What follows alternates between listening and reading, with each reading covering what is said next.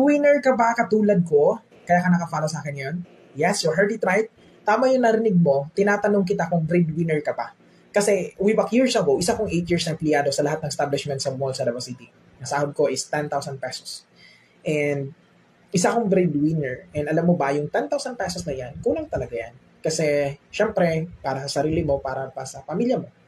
And naghanap ako ng side hustle. Okay? Kaya ka nakafollow sa akin ngayon kasi yan yung gusto mo. And mabuti na lang kasi nakita ko yung copy system na dito pala, hindi mo kailangan maging vlogger, maging content creator, maging social media influencer para kumita ka. Kasi kung makikita mo, nagsimula ako, isa kong empleyado. So kung isa kang empleyado ngayon, pwede to sa'yo. And ang earning potential natin dito ay kaya mong kumita ng 15,000 kahit part-time up to 30 to 50,000 sa loob ng isang buwan. So paano yun? Ang kailangan meron kang user ID. Pangalawa, kapag nagkaroon ka na ng user ID, panoorin mo yung buong video na ipapanood ko sa'yo. Kapag nag-message ka sa taong makapag-post ng video na to, lalo na yung mga naturuan ko, magsasend sila sa'yo ng script with link and then panoorin mo yung buong video.